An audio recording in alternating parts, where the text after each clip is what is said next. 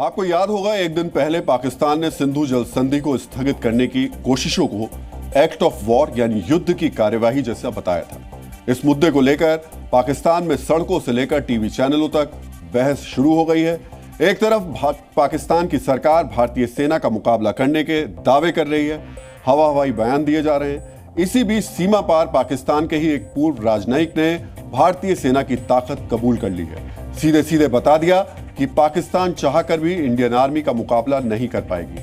अक्सर पाकिस्तान की सरकारें सच्चाई को कबूल नहीं करती, यानी वो भारत की ताकत को कमतर दिखाने की नाकाम कोशिशें करती हैं।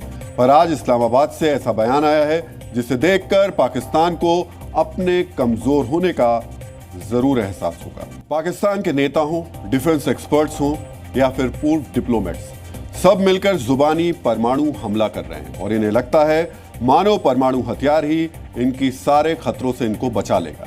लेकिन पाकिस्तान को शायद ओवर कॉन्फिडेंस है, इसलिए तो उसकी पनडुब्बियां समंदर में तैनात होने के बदले गैराज में दिखाई दे रही हैं।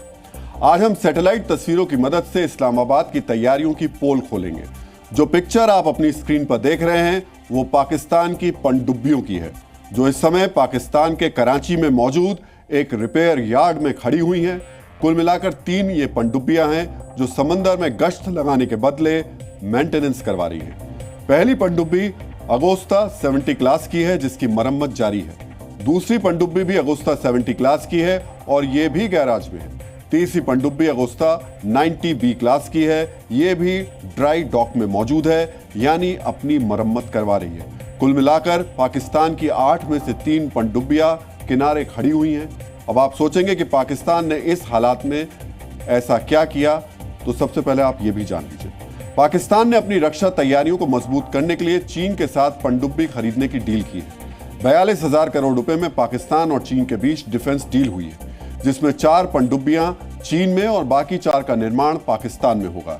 एक रिसर्च के मुताबिक पिछले 5 वर्षों में पाकिस्तान ने अपने 81% आधुनिक हथियार चीन से खरीदे हैं और इस समय पाकिस्तान की सेना चाइनीज हथियारों की सबसे बड़ी इंपोर्टर बन गई है। हालांकि इसके बावजूद भी पाकिस्तान की हालत में कोई बदलाव आने की गुंजाइश ना के बराबर है, क्योंकि चाइनीज सामान के बारे में एक कहावत प्रसिद्ध है कि चले तो चांद तक, नहीं तो शाम तक।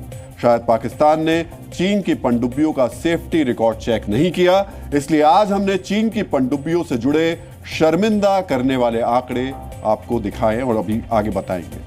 वर्ष 2024 में चीन के वुहान शिपयार्ड में चीन की आधुनिक न्यूक्लियर पनडुब्बी डूब गई। चीन ने कभी इस घटना को स्वीकार नहीं किया, लेकिन सैटेलाइट तस्वीरों ने चीन की पोल खोलकर रख दी। साल 2023 में चीन की एक और परमाणु पनडुब्बी ने भी वुहान के पास समंदर में जल समाधि ले ली। डूबने की वजहों का आज तक पता नहीं चल पाया है। तब यह आशंका जताई गई थी कि उस पनडुब्बी से परमाणु रेडिएशन लीक हो सकता था।